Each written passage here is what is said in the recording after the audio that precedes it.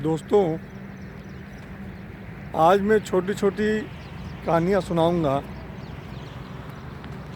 जो कहानियाँ संबंधित हैं स्वामी रामकृष्ण परमहंस से और गौतम बुद्ध से। तो इन कहानियों का अपना अलग परिप्रेक्ष्य है और अपने संदर्भ है। नॉर्मली क्या होता है, ये कहानी है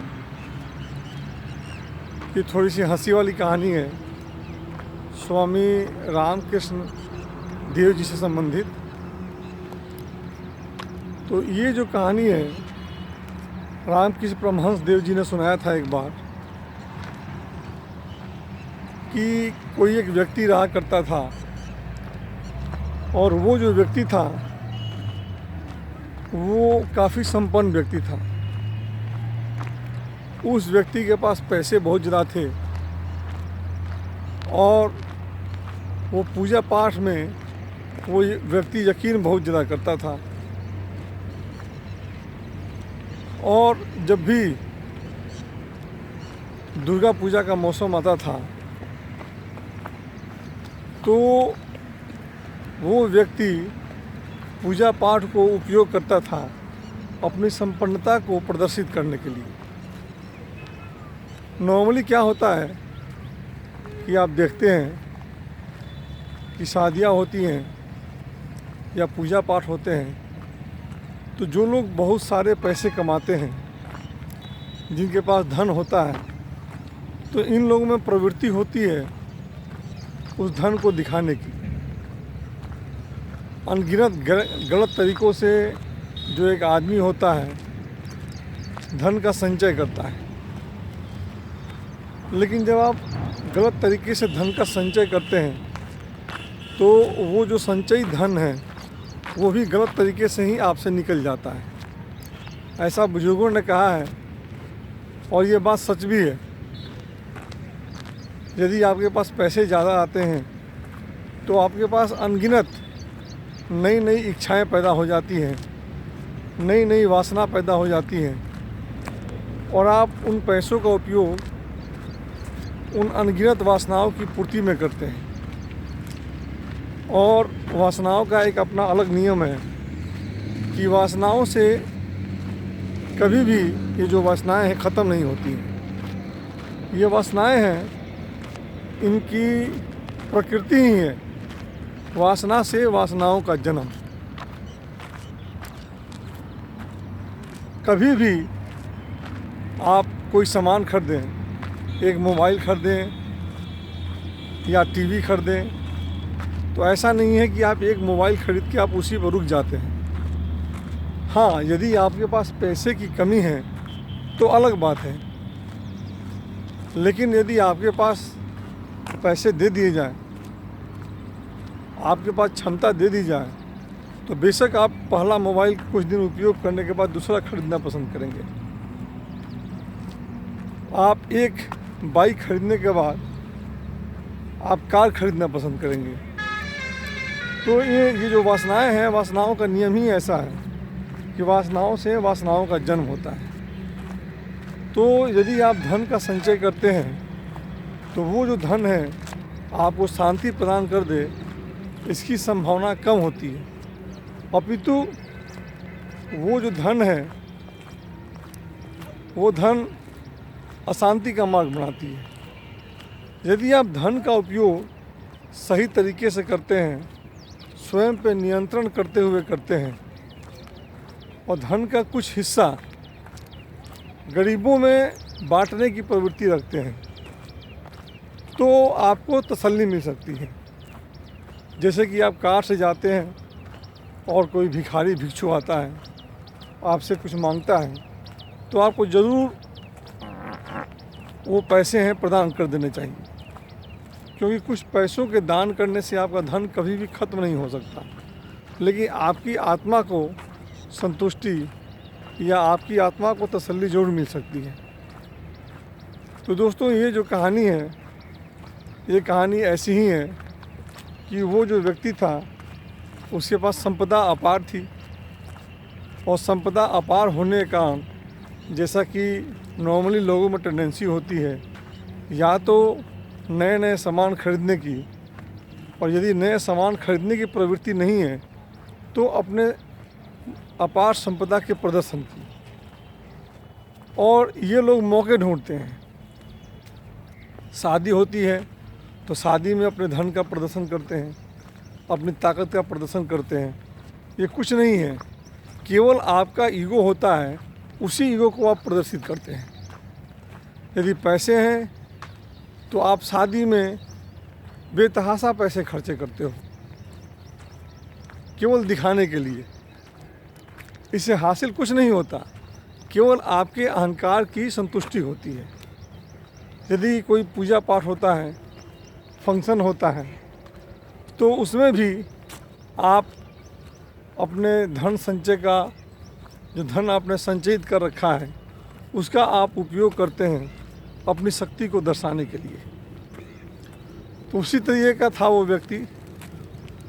वो जो पैसे जितने उसने संचय कर रखे थे, उन पैसों को वो दुर्गा पूजा में पूरा उपयोग करता था। बहुत सारी बकरियां, बहुत सारे मुर्गे वो कटवा देता था हर दुर्गा पूजा में, और बहुत बड़े पैमाने पे बहुत बड़ी बड़ी मूर्तियां आती थीं। पूजा पाठ करता था, बहुत पंडितों को बुलाता था, दान करता था। और ये जो जितने भी मुर्गियां होती थीं या बकरियां होती थीं, उनको कटवा के और खिलाता था। तो इस बात से उसकी बड़ी लोग प्रशंसा करते थे। बड़ा धनी व्यक्ति है, बड़ा धनवान व्यक्ति है, दिल का राजा है। बस इतनी ही छोटी सी बात थी। इतनी छोटी सी बात को सुनने के लिए ही वो कटवाया करता था।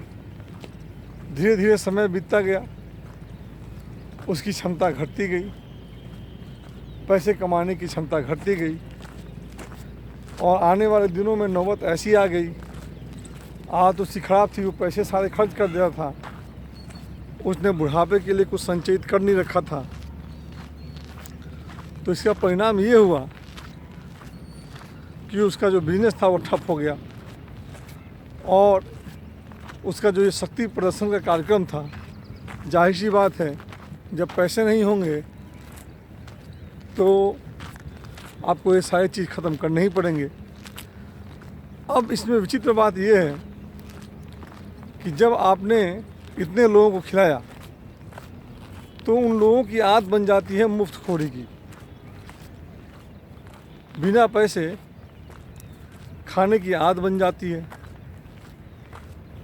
अब यही लोग जो उसकी प्रशंसा किया करते थे, उससे कुढ़ने लगे,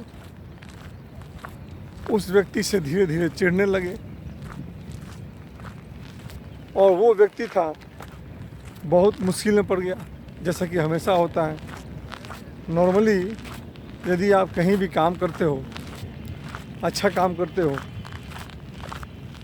तो आप एक स्टैंडर्ड सेट कर लेते हैं अपने लिए। आप अपने लिए एक पैमाना तय कर लेते हैं, और बाकी जितने लोग आपसे हमेशा उसी पैमाने पे सही उतरने की उम्मीद रखते हैं। बाकी लोग ये आपसे उम्मीद करते हैं कि आपने पहले जिस तरह काम किया है, आप हमेशा उस तरह से उतना ही अच्छा काम करेंगे। जैसे कि सचिन तेंदुलकर हैं, महान क्रिकेट खिलाड़ी। उन्होंने अपने लिए इतना बड़ा पैमाना तय कर लिया अपने उम्दा प्रदर्शन का कि सारा राष्ट्र, हिंदुस्तान, ये केवल हिंदुस्तान की ही बात नहीं है, दूसरे देश के लोग भी सचिन तेंदुलकर जब भी बैटिंग करने के लिए उतरते थे तो हमेशा उनसे बेहतरी की उम्मीद लगा रखते थे। यदि सेंचुरी की उम्मीद नहीं तो 50 की उम्मीद जरूरी होती थी सचिन तेंदुलकर से। तो ये होता है बेहतरीन प्रदर्शन करने का और अपने लिए एक नए पैमाना सेट कर लेने का। तो इसी तरह की घटना घटी थी उस व्यक्ति के साथ। उस व्यक्ति ने अपने इलाके में इतनी बड़ी पार्टी दी थी और इतने लंबे समय तक ग्रैंड पार्टी का आयोजन किया था, इतने अनगिनत लोगों को खाना खिलाया था कि सारे लोगों में एक अपेक्षा सी बन गई थी, सारे लोगों में एक उम्मीद सी बन गई थी कि ये व्यक्ति है, ये व्यक्ति दिल का धनवान है, दिल का राजा है और ये अपने आदत के हिसाब से निश्चित रूप से सब गरीबों को अच्छा अच्छा खाना खिलाएगा। लेकिन वो जो और ये एक बात और भी है कि आपकी जो नियति होती है, आपकी नियति हमेशा एक समान नहीं होती है और आपकी नियति हमेशा एक समान हो भी नहीं सकती। आप जवानी के दिनों में जिस तरीके से काम करते हैं, आप जवानी के दिनों में जितने मजबूत होते हैं, जितना आपके शरीर में ताकत होती है, वो ताकत प्रौढ़ होने के समय में या बुढ़ापे में नहीं रहती। तो इस कारण से जो आप इनकम कर सकते हैं जवानी के दिनों में, या जो क्षमता आपकी होती है जवानी के दिनों में, उसी तरह की क्षमता आपके पास हमेशा नहीं हो सकती। और यही हुआ उस बूढ़े आदमी के साथ। समय बीतने के साथ उस व्यक्ति की क्षमता कम होती गई और धीरे धीरे उसकी जो पार्टियां थीं, जो कि बहुत ही विशाल होती थीं, जिस पार्टी में, जिस पूजा पाठ में अनगिनत लोगों को बुला के खिलाया जाता था, धीरे धीरे उसने वो पार्टियां छोटी कर दी, कम लोगों को बुलाना शुरू कर दिया। तो ये भी बड़ी एक विडंबना है कि जब आप अनगिनत लोगों को खिलाते हो तो अनगिनत लोग आपके मुरीद हो जाते हैं और आपसे बार बार यही उम्मीद करते हैं कि ये जो व्यक्ति है जिसने इतने लोगों को खिलाया है, फिर से हमें खिलाएगा, फिर से उसी तरह का आयोजन करेगा। और जब आप आयोजन देने में असक्षम होते हैं, तब एक बड़ी भीषण चीज़ की विपरीत परिस्थिति का सामना करना पड़ता है। और वो ये है कि जो लोग आपकी प्रशंसा करते थे पहले, वही सब आपकी आलोचना करने लगते हैं। तो रामकृष्ण परमहंस जी ने इस कहानी के माध्यम से इसी चीज़ को दर्शाने की कोशिश की है कि इस सृष्टि में ये जो धन है, धन का संचयन और धन का प्रदर्शन कुल मिला जुला के केवल अहंकार का खेल है।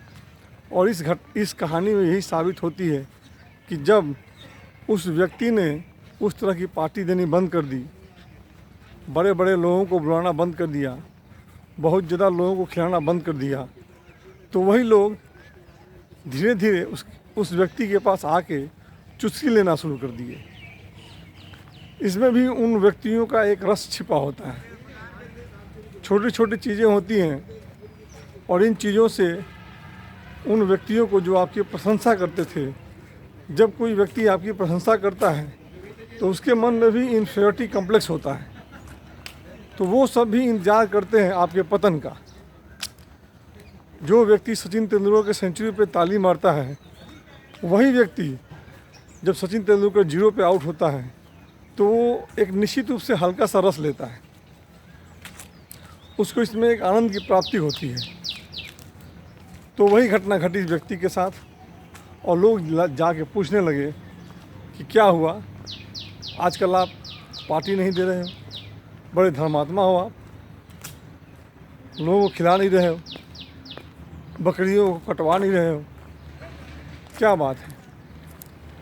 तब वो व्यक्ति, जैसे कि होता है, अनगिनत बहाने लेके आता है और उसको एक्सप्लेन करने की कोशिश करता है। उसी तरह से वो व्यक्ति था, वो एक्सप्लेन करता है कि दिखाई नहीं पड़ रहा, मैं बूढ़ा हो गया हूँ, मेरे दांत टूट गए हैं, और जब मेरे दांत टूट गए हैं तो उन बकरियों को खाएगा कौन, उन मुर्गों को खाएगा कौन, खिलाएगा कौन। तो ये बात थी दोस्तों।